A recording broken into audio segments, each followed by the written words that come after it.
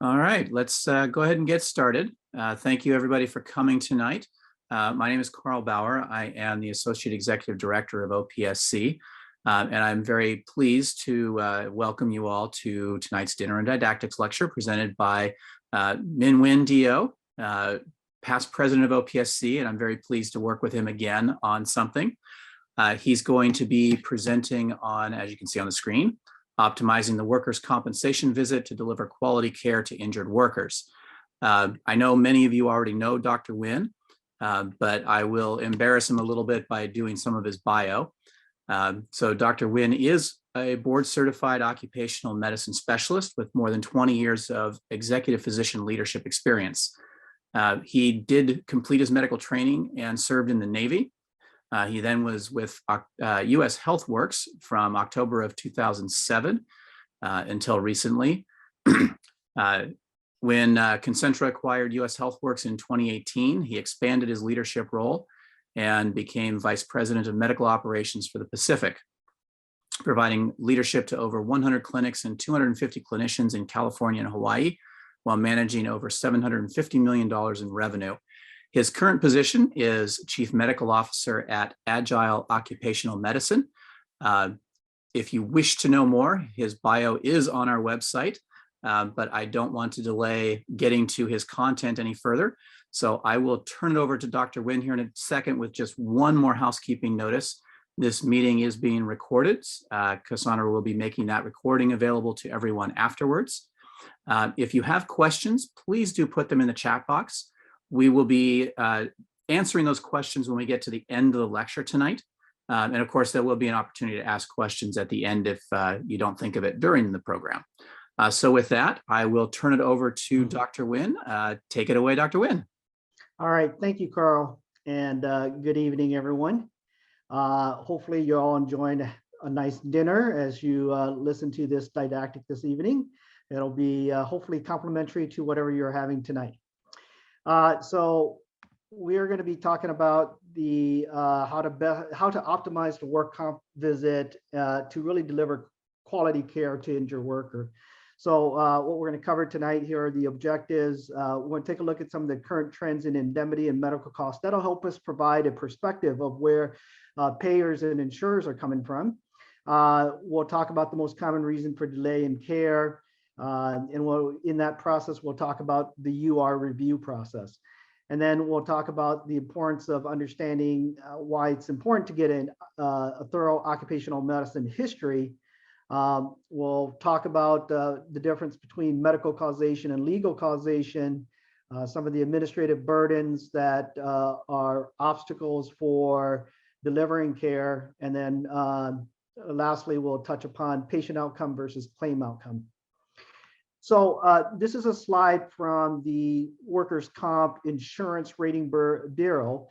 They put out a state of the workers' comp system every year. They do analysis. They're a nonprofit group nonpartisan nonprofit group that does a lot of analytical data on work comp in California. So if you ever get a chance to review WCIRB website, it's a great website to look at workers' compensation in California.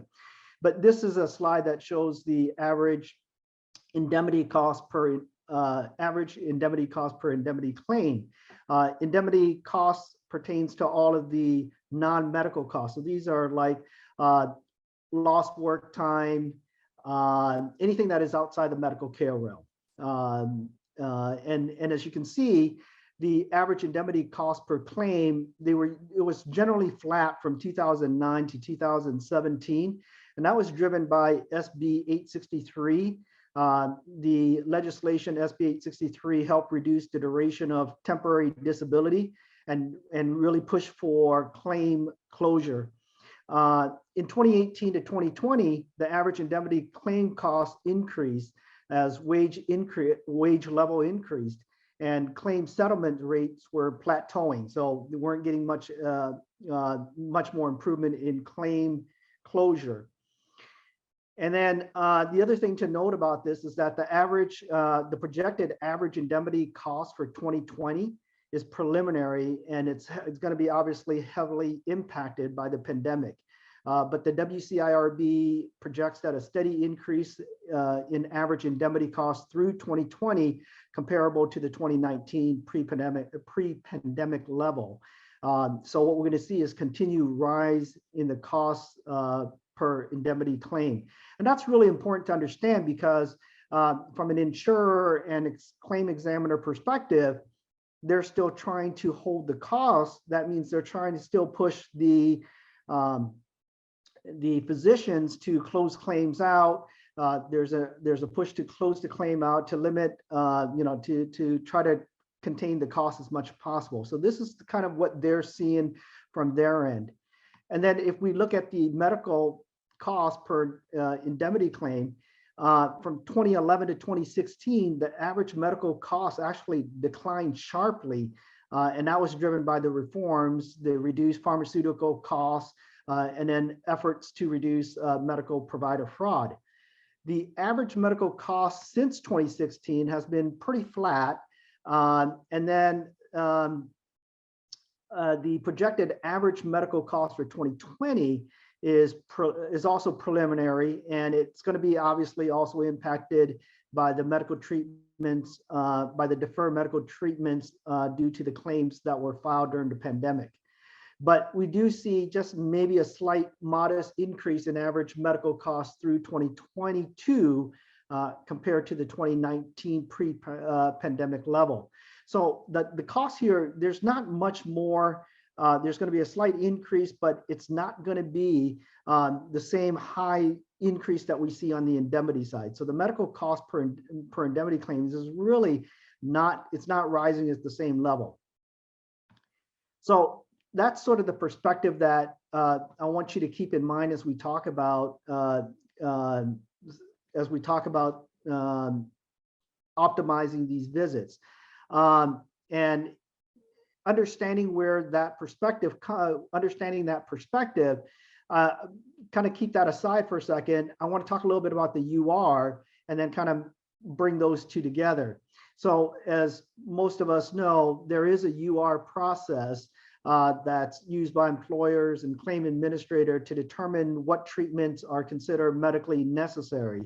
And all employers and their work comp carriers are required by law to have a UR program. And it's, as I said, the program is used to decide whether or not to approve medical treatment.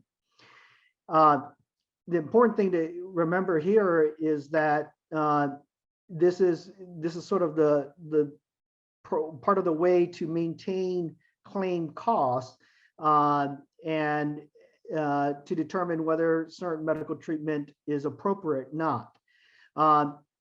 So the Supreme Court has held that UR must be used for every medical treatment requested in the California work comp system, and that the court has held that approved requested treatment without a physician review is part of the UR. So that means that a claim examiner can approve any medical treatment at that level, but any denials must be done by a reviewing physician. So any denials, delay, or modify requests must be done by a physician. And that's important to keep in mind because the DWC supports the establishment of a best practice to try to keep the approval level at the lowest possible level in a claims organization. So in other words, if we can provide the appropriate information that claim examiners are looking for, and if we can communicate that clearly through our documentation, then the authorizations, the request for authorizations can be approved at the claim examiner's level without having to go through the whole UR process. So you can start seeing where some of the delay in terms of getting treatment to injured workers occur is in the process of just getting what we need in terms of the request for treatment to the claim examiner. And if our documentation isn't clear, or whether there's questions about causations or things like that, it's going to be pushed back to the primary treating physician. So it's very important that if we can get the authorization at the level of the claim examiner, that should be our goal. As I said, we should aim to get that request authorized without having to go through the whole UR process. And that requires having a clear, accurate documentation for the requested medical treatment. A lot of times when I work with specialists or when I work with other physicians that tend to get denial, the kind of perspective that I hear back from them is, I'm the doctor, I know what's best for my patient. If I put in a request that they need a certain procedure, I should just get that authorized. That's the sort of the mentality. But that mentality is the kind of mentality that actually hurts the progression of patient care, because if you're making those assumptions that because you're the primary treating physician, and if you put in a request in, it should be approved because you know what's best and you're advocating for that patient, and it doesn't clearly come across to examiner why you're requesting it, it's going to delay treatment and it's going to delay care to that injured worker. So never assume that claim examiner will know what you're thinking, or expect that because you are the primary treating physician that you have the patient's best interest, that therefore what you request should be approved. That's the kind of thinking, and I unfortunately I've seen that quite frequently in dealing with work comp over the last couple 20 years or so, that the ones that have a hard time getting their RFA approved are typically the ones that kind of have that perspective. So as most of us probably already know, when we put in a request for authorization, there's a very clear process that the DWC prescribed in terms of what we have to submit to the carriers to request for an authorization.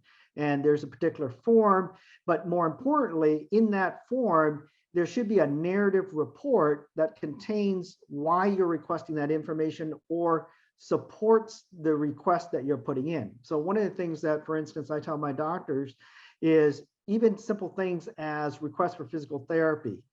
You could put in a request for physical therapy on the initial visit, and it's probably going to get authorized if there's a musculoskeletal injury related.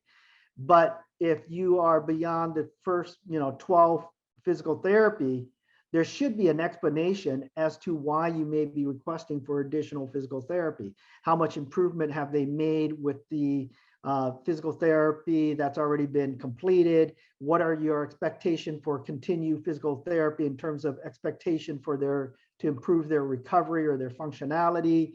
And why do you think it's continued to be medically necessary? That kind of documentation will help to get you your authorization for those additional therapy beyond the initial 12. And so, you can't just assume that, again, because the patient's received 12 physical therapy and you request more beyond that, that it's just automatically going to be authorized without providing the medical necessity, the clinical decision-making process. And that's true with diagnostic studies, any request, actually, specialty referral, any procedure requested. So even in the diagnostics, if you're requesting for a CT versus an MRI, it should be good, best practice for you to indicate what are you looking for on a CT, whether it's a soft tissue issue versus an MRI looking for some ligament injury, etc. And especially if you're putting, like CT with contrast, having that explanation is why you need the contrast. Maybe you had a negative CT of the shoulder, but you need an arthrogram of that shoulder now to be able to better see the anatomy. That type of information that you provide and that clarification that you put in there will help to get your author's request for authorization approved. And so to follow the process, but very importantly, to have that narrative report support your request. And that's what claims examiner are looking for.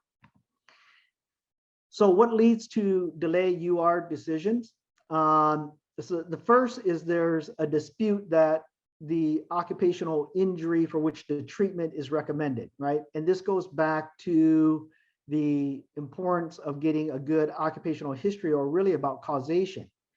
So if you're requesting for a treatment or a diagnostic study on a body part where that body part has not been established as a compensable injury, or then treatment or diagnostic studies may not be authorized. So you have to be able to establish first and foremost that there's a compensable injury, which we'll talk about next. But you have to be able to provide that thorough history of, how, from the mechanism of injury to how that mechanism of injury relates to what the patient's clinical and objective findings are. And when you're able to do that, then you're not going to get a denial because of there's some concern that what you're asking is not an approved body part, right? So let's talk a little bit about causation. And so there's two definitions. There's the medical definition and there's a legal definition. So the labor code defines an injury. So this is the legal definition that's in the labor code, is any injury or disease that arise out of employment or any derivative injury caused by the treatment of an injury arising out of employment. A derivative injury, for instance, would be if they had a rotator cuff tear and had surgery, and then they had developed some complication from that surgery, that all falls under workers' comp as a derivative injury from the rotator cuff tear. Any reaction to or side effect from preventative healthcare the employer provides to healthcare workers is also defined in the labor code as an injury. So that's the labor code definition. So what a insurer or a claim examiner is looking for in terms of a compensable injury is that an employer must provide compensation without regard to negligence for any injury sustained in his or her employees arising out of and in the course of employment. So there's it has to meet at least two of those things, arising out of employment and during the course of employment. There must be an injury. A lot of times what I've seen in our practice is that sometimes there isn't an injury, but the person had, an injury, meaning a pathological, an injury at work per se that caused any kind of ongoing functional debilitation, etc. But then we see treatment requested. There has to be an injury. There has to be some type of thing an injury that affects the person's ability to do their usual and customary job. Of course, there has to be an employment relationship. And as mentioned, it has to show there's clearly arising out of employment, and during the course of employment is when the injury occurred. So what is arising out of employment? In our work comp system, the injured worker has the burden of proof to show that the preponderance of evidence, and again, that's a legal terminology, that an injury is work-related. And the way that is demonstrated is that you, as the occupational physician or the primary treating physician, have to document that whatever that preponderance of evidence leads to, that mechanism of injury has contributed to or is a direct cause of whatever that, the objective findings of their injury, right? And so it's through your documentation that you are helping the injured worker to document that evidence, right? And when you don't do that, and if you just put down, for instance, somebody slipped and fell at work as a mechanism of injury without any further detail, you're really doing a disservice to the injured worker, because you're not helping the injured worker establish that preponderance of evidence. But if you were to document, for instance, the patient was walking at work towards the break room and slipped on a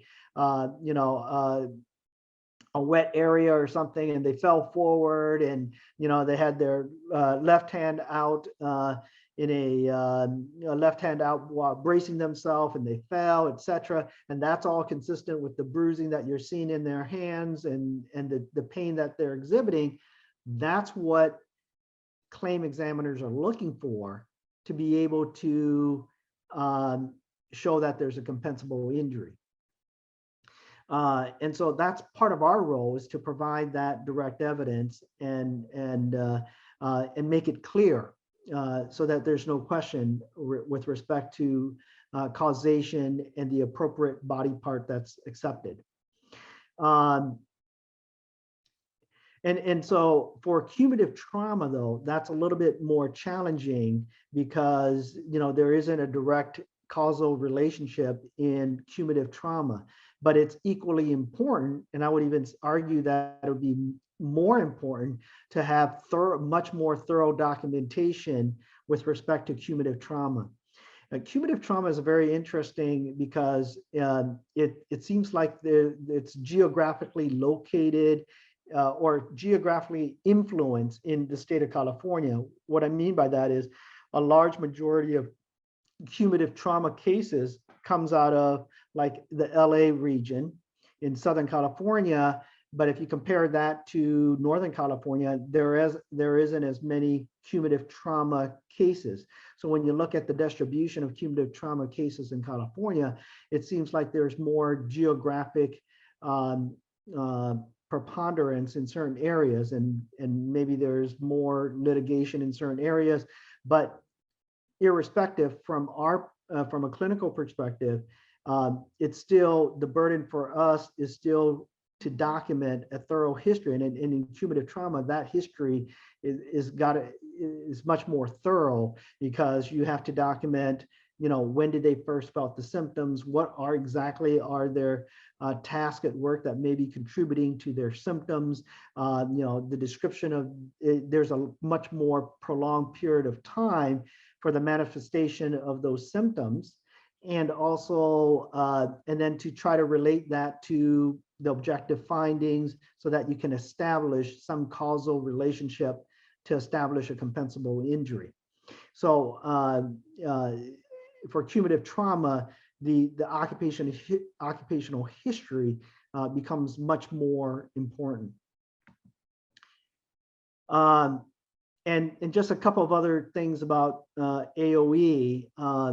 There are many exposures, pathologies, and diseases for which there isn't a direct causal mechanism, or it just isn't known. But just because the lack of conclusive epidemiological or toxicological studies, it shouldn't invalidate a worker's claim. Because what we should look at is this. Now, we were talking about earlier about the legal definition. Now we start looking at, now we think about it from a medical definition of causation, and it really comes down to, is it a reasonable medical probability that what the patient describes and the thorough history in which you document have led to their injury. And so even though you may not have direct causal relationship, is, the standard here is it more reasonable than not that the person's complaints and injury is related to whatever mechanism that they describe, right? And that's a little bit different than what the legal definition is.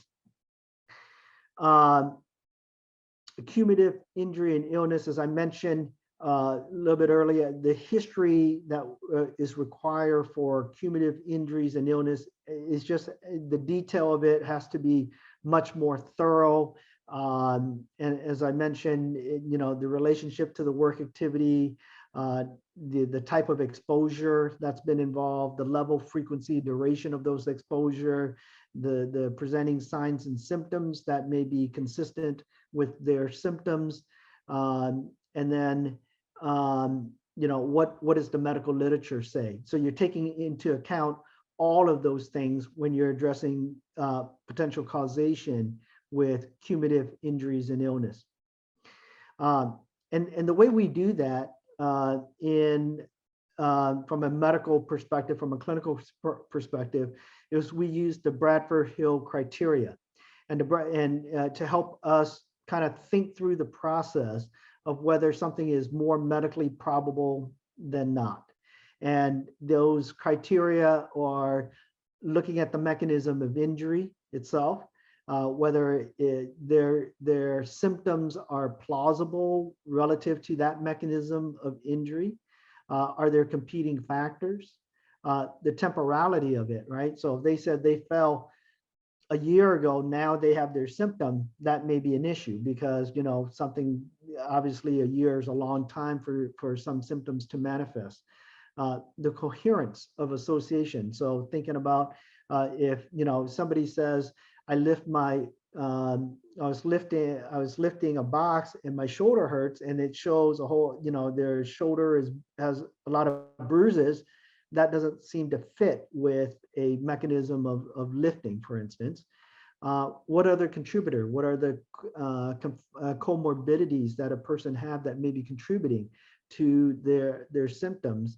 Reversibility. If you took away the offending agent or whatever they're saying that's causing their symptoms, does that improve their symptoms, right? And usually when and especially if they're complaining of, for instance, pain in their hands because they do some repetitive activity at work, and they have relief of symptoms during the weekend when they're not working, there's that makes it more likely, more medically probable than not that it may be associated with that particular activity. And then the validity of the testimony. So those are the kind of criteria that we use to help us determine about causation, to arise at if it's something is more medically probable than not. And by applying this causation analysis mechanism, we should be able to reasonably get to causation where things like, you shouldn't have shoulder pain when you're reaching across a desk. That doesn't cause a rotator cuff tear, or just simply bending over lead to some type of a spine consult, right? And we have to, looking at all of these factors, help us to determine that causation and analysis. And by putting this and documenting all of this very clearly, when your doctor's first report or a PR2 where you're requesting a specialist and you have outlined why you think that this is work-related, it will make the claim examiner's job much easier for them to understand now why you're requesting for a spine consult, for instance, or an MRI for a potential rotator cuff tear, if you've already well established the causation, so that when that is clear, the claim adjuster don't have any questions about whether this may be a compensable injury or not. So some of the things that leads to delay UR, as I mentioned, is initially is just whether an injury is compensable or not. But the process for them to delay a UR decision, remember the lowest level where something gets authorized at the claim examiner. So you're really trying to mitigate to mitigate a request going through the UR process. And in that first step, what happened is a claim examiner have to issue a written decision deferring to a UR physician. So that's the first step. And that's important to keep in mind, because when we talk about administrative burdens, in a couple of slides, that written decision that they're notifying you, and if you don't have a good process in the office to track these, you may not know that your request was not even authorized yet, or is being delayed if you don't have those administrative process in place. So we'll touch upon that in a little bit later as well. But the first part of this delay UR decision is that they are required to provide a written decision. And in that, it tells you why they are delaying your request for an authorization for whatever medical treatment. And the most common reason why a request gets delayed or even denied sometimes is because it's due to incomplete or insufficient information. And that's a reflection of the communication to the claim examiner not being clear as to what the medical necessity for the treatment requested, or again, as we talked about earlier, whether that treatment is even appropriate for a compensable injury. So you haven't established the causation piece, then that may be a result that may lead to a delay in getting the authorization. But the most common in terms of like incomplete, insufficient information is just really the lack of providing the communication on the medical necessity of that medical treatment. And without that clear documentation and explaining to the claim examiner about why you need that medical treatment, they're not able to make a decision, and then they move it forward onto the UR process. So the administrative barriers causing delay, as I said, the process starts with the claim examiner providing a written communication to you that the request is being delayed. And if you're in a busy office and that mail goes to your office and you don't have somebody who's actively opening all of the mails and sorting and getting it in, and it sits in the inbox for weeks, and you're not even aware that the claim examiner is requesting for additional information in order for them to authorize a treatment or not, those kind of administrative delays is really causing inappropriate delay to get the injured worker the care they need, right? So your administrative staff plays a very, very important role in making sure that the injured worker gets the care they need just by ensuring that that communication from examiners is getting to you timely, so that you can then respond back to the claim examiner with additional information. The first and foremost is to avoid this problem by, again, having clear communication. But the lack of clear communication can add on to the problem of continuing to contribute to the delay of care to that injured worker with these administrative barriers. So, that's something that a lot of offices sometimes they don't look at in terms of the evaluation of how they're handling or managing the administrative task, especially in the work comp system where it's very time sensitive. Because if the claim examiners don't get the information they request, then they'll proceed to a denial of the request, and then you appeal it, and then it goes through the same process. That once you appeal it, and all it does is it's delaying treatment for that injured worker. And it's so often that when I talk to claim examiners, or when I actually do case reviews for employers, And when I do case reviews with claim examiners and employers, et cetera, a lot of times they say, well, we sent this to the office and there was no response. We tried to, we sent 3 letters and nothing, right? And those are common things that I hear, unfortunately. And having the ability to facilitate that communication is really doing your patient, that's just as equally important as providing the right clinical care. So I want to touch upon patient outcome versus claims outcome, because as clinicians, we often think about patient outcomes, which is appropriate. And of course, from the injured worker's perspective, they're looking at their own outcome, right? And this is where we tend to take the patient's subjective complaints. They may say, I'm not quite 100%. I don't still feel back to normal.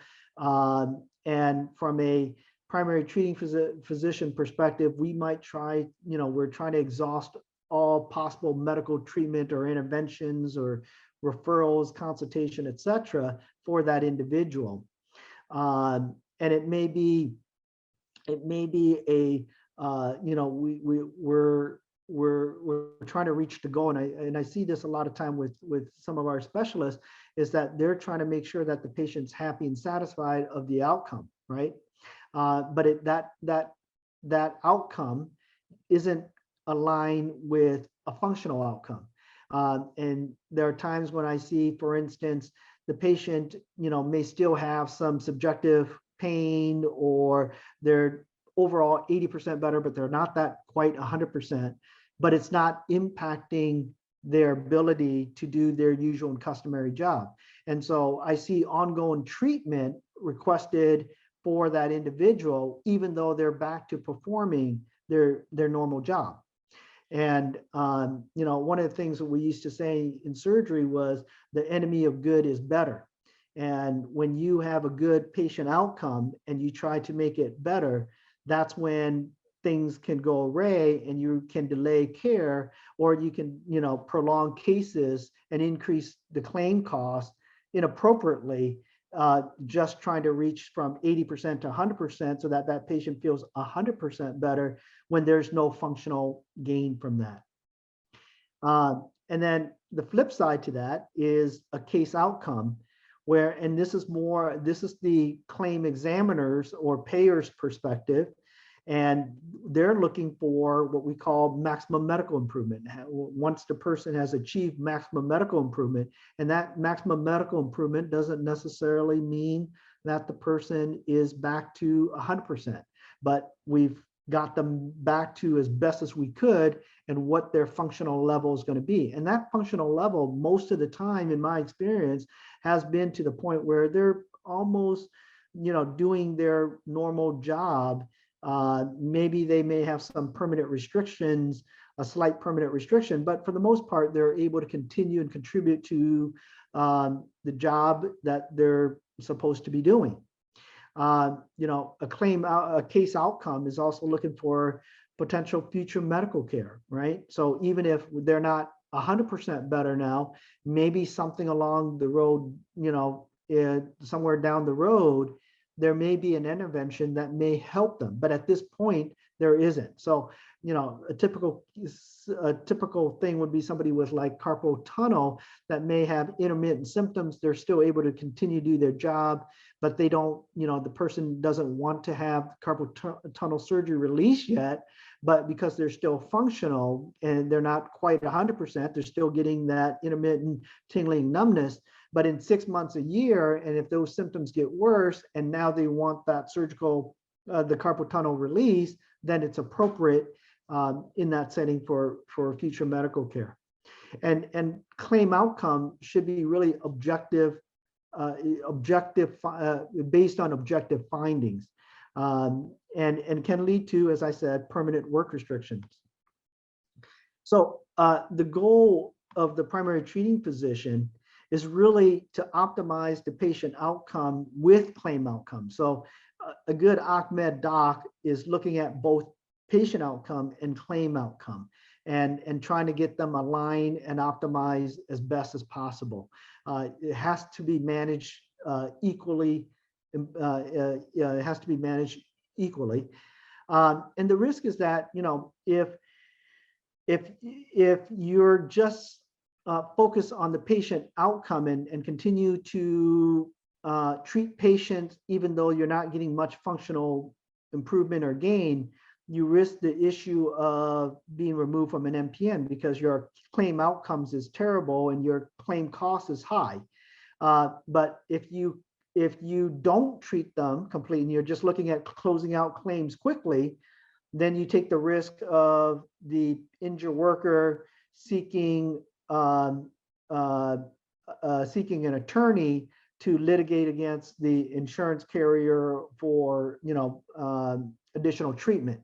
So there is a fine balance between when you're managing patient outcome and claim outcome, so that you are able to mitigate both litigation and not, you know, or being kicked off of an MPN. And I've seen both situations where, you know, somebody who tends to close claims too quickly and doesn't really optimize that patient outcome. A lot of their cases, you know, a lot of injured workers then go seek litigation. But on the other hand, if they're all about the patient and not thinking about the claim outcomes, I've seen folks removed from MPNs because they just have terrible outcomes. So your role as an occupational physician is really to optimize both of those outcomes and to be able to communicate to the patient as well as the payer, you know, and to manage that relationship. One of the things I always say to my docs too is the best occupational medicine physicians are the ones that make decisions based on objective clinical findings. And those decisions sometimes benefit the patient, sometimes it benefits the payer employer. And as an occupational physician, you're neutral. You're just trying to make the best decision and in terms of patient outcome, claim outcome. And as I said, sometimes those decisions will benefit patients and sometimes they benefit the payer. So, so just to wrap things up, a couple of things to keep in mind. You know, the work comp system is medically driven. So a lot of things that everything is determined by the primary treating physician providing information to the claim examiner, to the payer about what is needed for this injured worker. And because it's a medically driven system, you have a lot of input on how those claims get managed and the care that injured workers needs. You have a lot of influence on how to get that care for that patient. And so you can positively or negatively influence the outcome of a claim because, again, as the primary treating physician, you're really providing that information to the payers, to the claim examiners about what is needed for appropriate medical treatment. And that information, you really have to be meticulous about the attention to detail, especially with respect to history and mechanism, to provide clear evidence about a compensability of a claim and about the medical necessity of a medical treatment requested. That clear communication, and you know, I tell my doctors too that the more that you document your medical decision making, it's never going to hurt you. It's going to save you a lot of phone calls. It's going to save the patient a lot of time because they're going to ultimately get the care they need in an expeditious manner. And then again, just wanted to emphasize your administrative staff plays a very important role in that claim management. So they may not, you know, have that direct relationship in terms of patient outcome, but they have a very, very important role and influence on the claim outcome and the claim management. And to ensure that your administrative staff have processes in place so that there aren't any delay in this process. So with that, I think we have about 12 minutes, 12, 13 minutes for questions. So I So will. thank you, Dr. Nguyen. Really appreciate you taking the time to present this. While folks may be gathering their thoughts for questions, I have one for you that is completely out of the blue for you. But what would be your top, say, 2 or 3 takeaways from this evening for folks to really hone in on and remember? Thanks, Carl. A couple of the big takeaways is, I think people don't always realize the administrative staff can play a big part in getting the care that injured workers need, and the documentation. I can't overemphasize how important it is for us to clearly document our medical decision making, because that communication, the more you explain and make it clear for a claim examiner, the more likely you're going to get what you request authorized without having to go through all that UR process. Very good, thank you. I still don't see any questions in the chat, so I think we'll go ahead and call it a night. Again, thank you, Dr. Nguyen, for taking the time to present to our folks tonight. For those of you who did attend, the recordings will be available in due course. Carl, hate to interrupt. We do have a question. Perfect. Thank you. So from Dr. Myers, question, can you speak to the future of occupational medicine, mainly the transition from larger companies to smaller? Thanks, Dr. Myers, for the question. Occupational medicine is a very small specialty, and we're not going to suddenly get a whole bunch of board certified occupational medicine physicians that are going to understand causation analysis and all the important things related to workers' compensation. So I think we're going to continue to see people, quote unquote, fall into occupational medicine. So one of the challenges is, to provide folks who are very experienced in the system, to provide that education to those who are new to practicing occupational medicine and in the workers' comp system. So I think we'll continue to see that. I don't think the specialty is suddenly going to grow. And then the other part of your question about from large group practice to small, part of the reason I left, I was obviously managing the largest occupational medical group in California. And what I'm beginning to see was what I call the corporatization of medicine, where the alignment of the goals for the doctors are not in align. It's not in line with good patient care and outcomes. And so, I'm trying to establish a medical group now that is predicated on quality of care. And a lot of that is about some of the things that I've talked about tonight. And I think for those who tend to practice in larger group, that's something to keep in mind are the things that are being asked of you and the metrics that are being measured of your performance of thing, are those metrics aligned with good medical practice, the right outcomes for your patients. And if they're not, then, you need to question about what would make, we all went into medicine, obviously, with the desire to help others. And, I think it's important to recognize if you're really doing that in your own practice. So I hope that answered your question, Dr. Myers. Thank you, Dr. Nguyen. We do have a couple more questions that have come in from Dr. Yoshida. What would you recommend when the patient is unhappy with the OCMED providers and come to primary care for the related work injury? Also, in the case where the OCMED providers have closed the case and the patient still claims they are injured.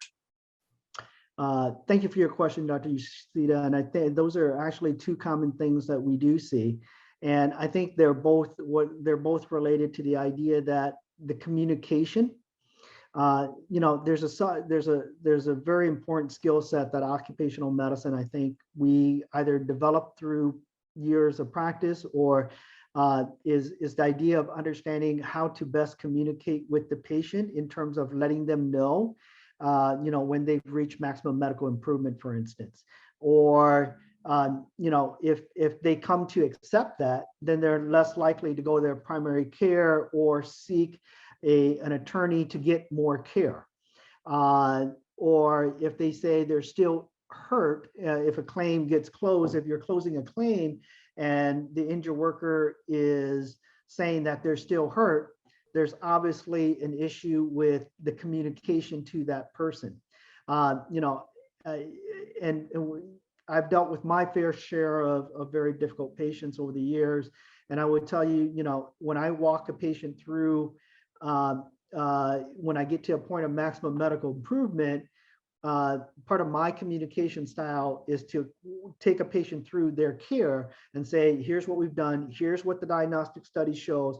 Here are the intervention. Here's the improvements you made. Here's where we are at in terms of objective findings, whether, you have good strength, good range of motion, et cetera. And, here's the job that you need to be able to perform. I take them all through that so that we walk it through so that by the time that we're at this point, we've reached maximum medical improvement, they're not surprised, or they're not, what else can be done kind of thing, right? So I really think it comes down to the communication and how to best explain to patients why they're at maximum medical improvement, or why they're still hurting, and then it may not be related to the mechanism of injury that they prescribe. They may still be hurting from something, but that may not be related to the work that they need to go to their primary care to address. Because even if you address it and it's not the right causation, you're not going to get them better. So I think it really comes down to your communication, ability to communicate that to your patients. Great, thank you, Dr. Nguyen. Give it one more couple of seconds here for any other questions. Sounds like quite a balancing act you need to do on a regular basis. It is. It's a very unique practice, I think, but I enjoy it. So. All right. I'm not seeing any other questions come through. So I think, again, we'll call it here. Thank you again for taking the time. And thank you all for joining us.